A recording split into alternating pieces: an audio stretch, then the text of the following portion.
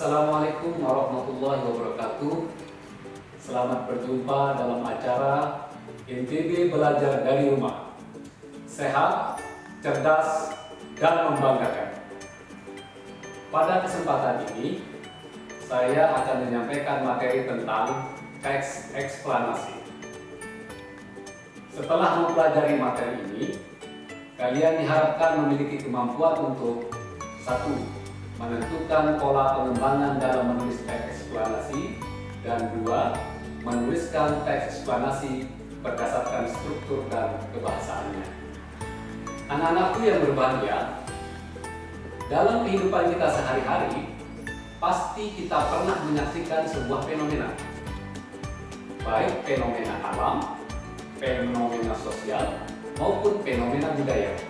Nah, kali ini fenomena-fenomena itu kita akan bisa menguraikannya dalam bentuk sebuah teks. Dalam bahasa Indonesia, teks itu disebut dengan teks eksplanasi.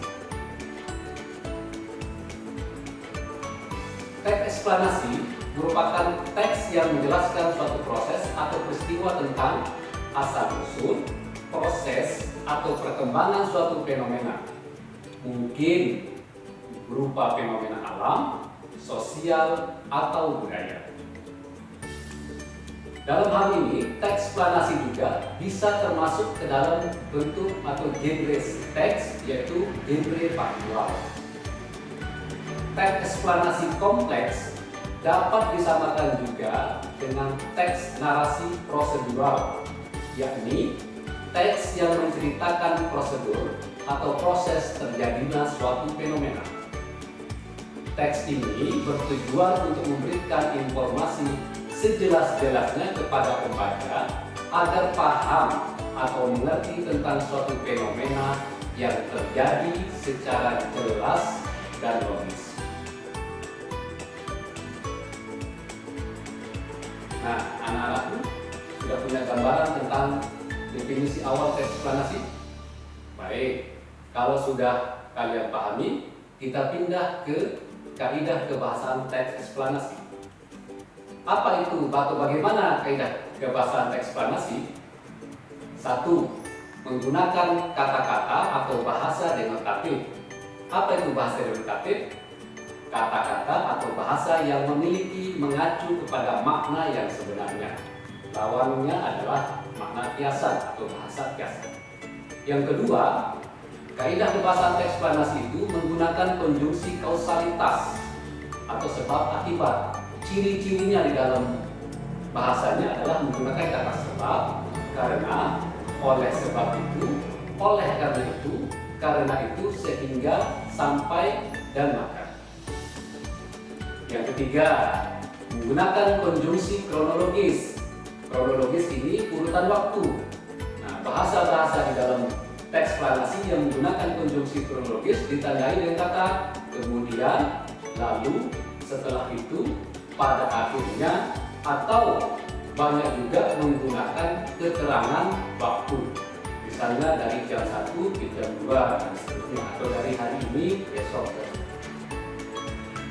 Yang keempat, menggunakan atau penggunaan kata ganti non personal, tidak merujuk kepada orang, tetapi merujuk kepada peristiwa atau fenomena tersebut. Misalnya peristiwa banjir, peristiwa hujan, peristiwa tsunami, atau peristiwa-peristiwa budaya.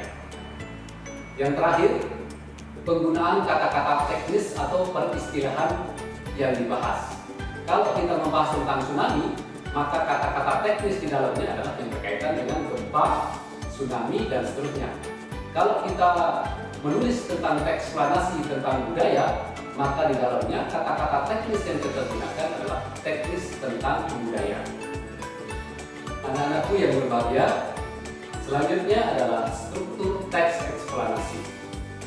Struktur teks eksplanasi itu dibagi menjadi 3. Struktur pertama adalah identifikasi fenomena. Nah, di struktur pertama ini kita menguraikan tentang latar belakang kejadian terhadap fenomena yang akan kita tuliskan. Struktur yang kedua adalah proses kejadian. Nah, ketika kita menulisnya nanti, Di dalam proses kejadian ini kita boleh menggunakan dua pola pengembangan. Pertama ada pola pengembangan kronologis atau urutan waktu. Yang kedua pola pengembangan kausalitas atau sebab akibat. Sedangkan struktur yang ketiga adalah ulasan. Nah, di dalam ulasan ini kita bisa memberikan komentar atau pendapat terhadap apa yang kita uraikan di dalam proses kejadian. Nah, anak-anakku sudah paham tentang struktur? Baik, kita akan pindah kepada bagaimana pola pengembangan teks eksplanasi. Nah, di dalam teks eksplanasi ada dua pola pengembangan yang digunakan. Pertama, kita sebut dengan pola pengembangan sebab akibat. Yang kedua, pola pengembangan proses. Baik anak-anakku, selanjutnya adalah sebelum kita menulis atau memproduksi teks eksplanasi, kita perlu memahami dulu, mengerti dulu langkah-langkah menyusun teks eksplanasi. Langkah pertama adalah menentukan topik yang berupa proses terjadinya suatu fenomena, baik fenomena alam, sosial, dan budaya. Nah, orang menulis atau setiap orang yang menulis harus tahu topik apa yang akan dituliskannya. Maka menentukan topik ini adalah langkah pertama. Setelah kita menentukan topik, maka kita harus mendaftar topik-topik yang dapat dikembangkan menjadi teks eksplanasi. Misalnya kita mengetahui tentang fenomena sosial. Fenomena sosial ini sangat banyak untuk kita daftarkan sebagai topik. Misalnya proses pergaulan di masyarakat tertentu, atau tentang bagaimana kita menjabarkan pedagang-pedagang kecil yang ada di sebuah area yang terlarang. Nah, itu bisa kita dapatkan menjadi topik dan kita bisa kembangkan menjadi teks eksplanasi. Setelah kita membuat daftar topiknya, langkah selanjutnya adalah menyusun kerangkanya.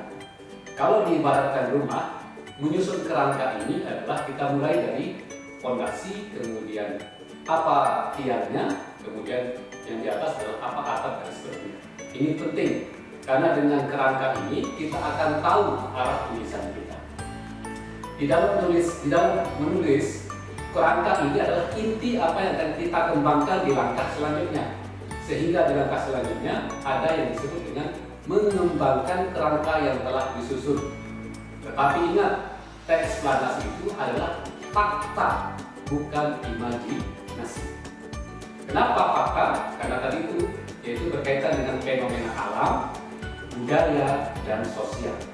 Tidak boleh kita menghayalkan atau menulis khayalan-khayalan kita, tetapi berdasarkan fakta.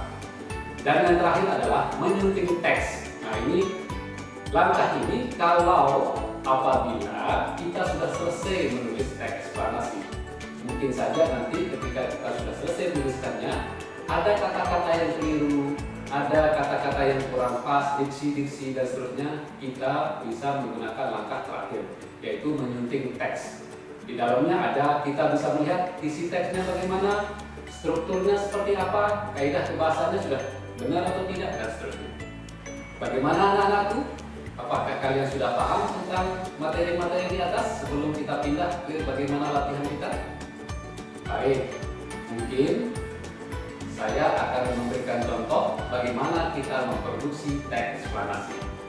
Nah, di dalam tayangan ini sudah ada tabel tentang bagaimana kita menyusun atau memproduksi teks eksplanasi. Misalnya, identifikasi fenomena.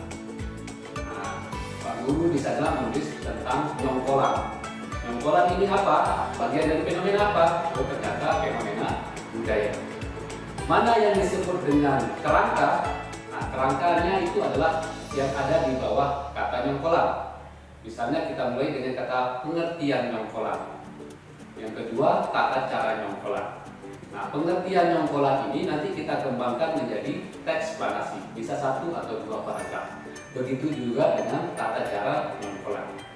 Nah, struktur identifikasi fenomena ini kita menguraikan apakah mau menggunakan kronologi atau kausalitas. Nah, yang struktur kedua, rangkaian kejadian. Di rangkaian kejadian ternyata kita mendaftarkan topiknya tentang pergeseran nilai budaya pada prosesi nyongkolan suku Sasak. Berarti yang kita uraikan di sini adalah kausalitas, sebab mengapa nilai-nilai budaya pada prosesi nyongkolan di suku Sasak itu berubah atau bergeser. Nah, kita bisa daftarkan kerangkanya. Yang pertama misalnya nyongkolan. Bagaimana nyongkolan di zaman dulu? Kita bisa membaca literatur atau wawancara dengan tokoh-tokoh tertentu. Nah, ini nanti untuk mengembangkannya. Yang kedua, bagaimana nyongkolan saat ini? Anak-anakku bisa melihat fenomena yang terjadi saat ini. Apakah dengan melihat video, atau membaca koran, atau menyaksikan langsung prosesi nyongkolan ini. Yang ketiga, nilai-nilai nyongkolan yang bergeser seperti apa? Misalnya kita bisa menyoroti tentang alat musik yang digunakan, pakaian yang digunakan, atau tata cara nyongkolan itu sendiri. Yang terakhir misalnya, apa sebab dari pergeseran nilai-nilai budaya yang terjadi pada nyongkolan suku Sasak tersebut. Anak-anak itu bisa menggali informasi ini dengan cara wawancara atau studi khusus untuk mengetahui sebab-sebab pergeserannya. Nah, struktur yang terakhir adalah ulasan. Di ulasan ini, bagaimana pandangan anak-anak itu terhadap pergeseran nilai budaya itu. Anak-anak itu bisa memberikan komentar berupa persetujuan atau keprihatinan terhadap pergeseran nilai budaya. Bagaimana? Bisa anak-anak itu punya pandangan atau bayangan tentang bagaimana menyusun teks eksplanasi? Baik, untuk melatih pemahaman kalian tentang menyusun teks eksplanasi, nah, coba kalian kerjakan sesuai dengan contoh yang Pak Guru tadi berikan. Kalian bisa mengikuti tabel yang ada berikut. Demikian pembelajaran kita pada hari ini. Kalian juga dapat menyaksikan tayangan materi pada laman berikut. Semoga anak-anak selalu sehat dan ingat untuk menerapkan protokol kesehatan seperti mencuci tangan, menggunakan masker, dan menjaga jarak serta berdoa. Sampai jumpa.